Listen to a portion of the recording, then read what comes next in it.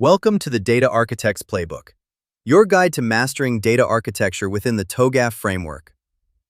In this video, we're going to walk through the entire TOGAF Architecture Development Method, or ADM, through the lens of a data architect.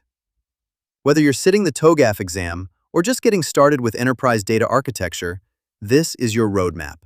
Let's dive in. So, what does TOGAF actually ask a data architect to do? At a high level, your job spans the full ADM cycle. You start by shaping the architecture vision, then define both the baseline and target data architectures, perform gap analysis, plan the roadmap, oversee implementation, and manage ongoing change. Each phase has specific deliverables and outputs, and that's exactly what we're going to unpack, one step at a time. Let's start at the very beginning, the architecture vision phase, which is phase A in the ADM. This is where everything starts. Before you can design anything, you need to understand why you're doing it. That means getting clear on the business principles, goals, and drivers that are shaping the organization's direction. From those inputs, the data architect helps define data principles, the core rules and guidelines that will govern how data is managed across the enterprise. You'll also contribute to the architecture mandate, which is essentially the formal go-ahead for the architecture work.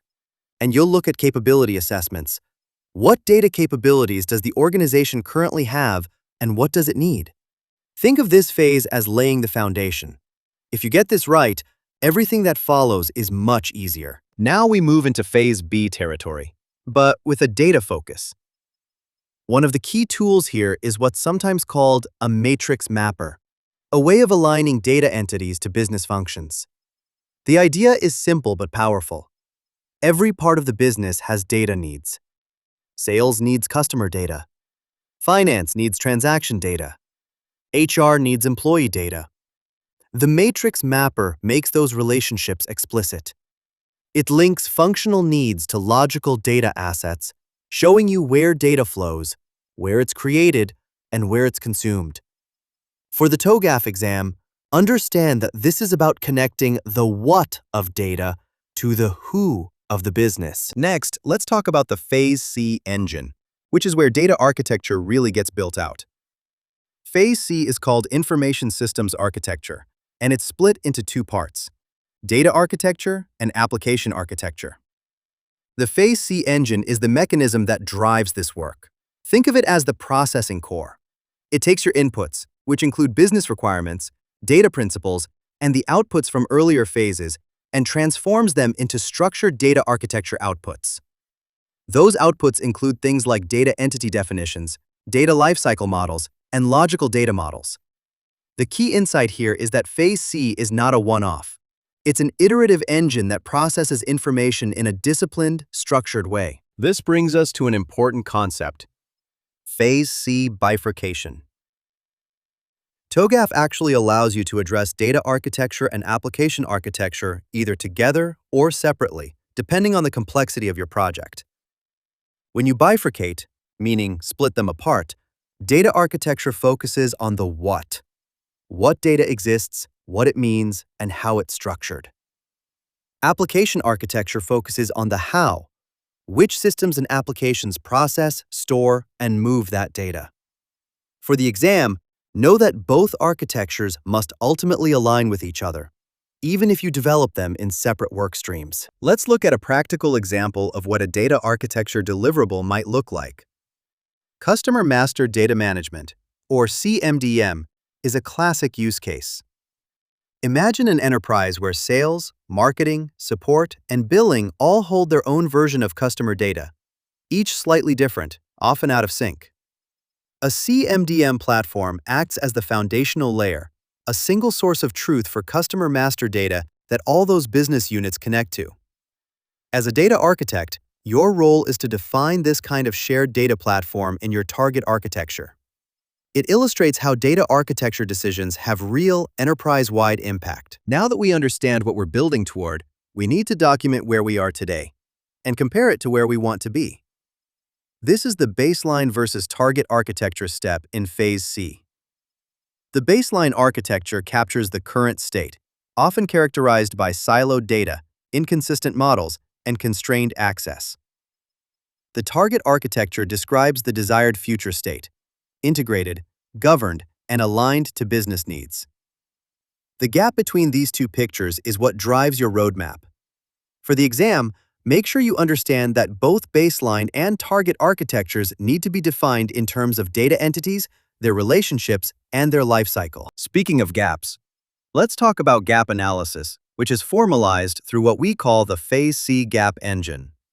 Once you have your baseline and target architectures side by side, you compare them systematically.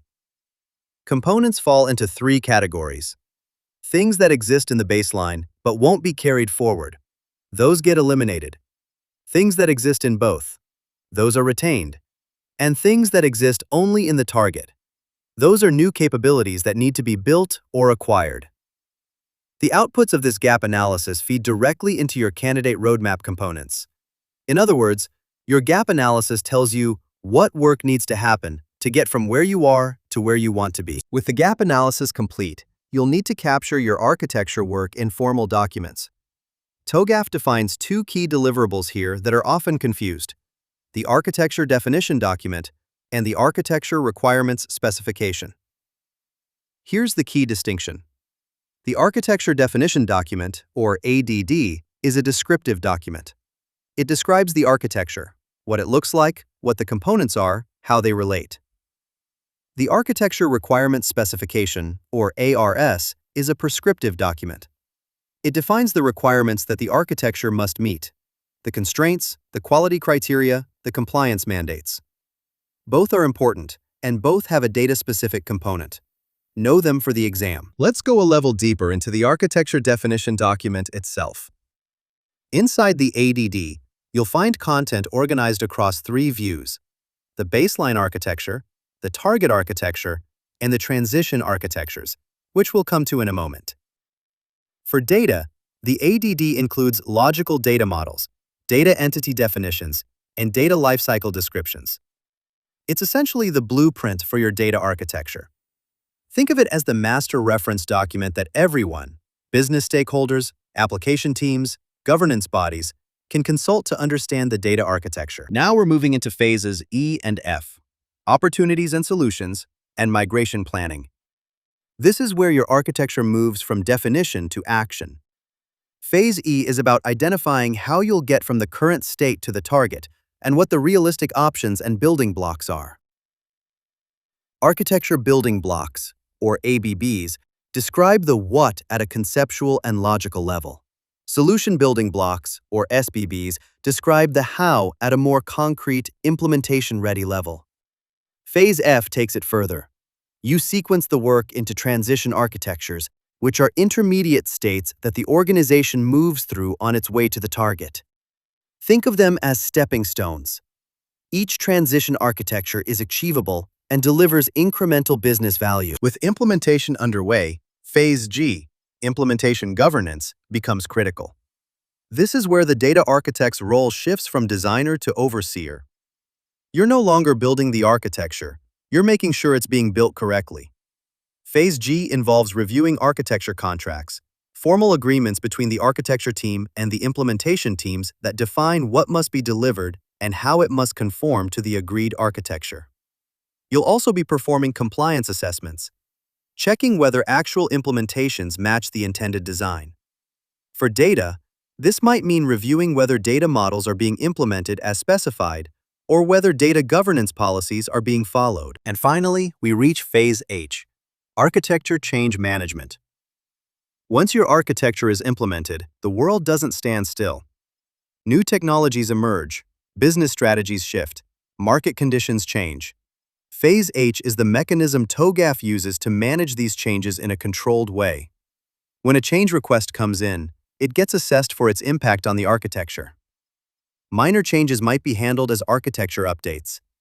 Major changes might trigger a new ADM cycle. The key principle here is that change should be managed, not just reacted to. As a data architect, your job is to ensure that the data architecture remains fit for purpose, even as the environment around it evolves.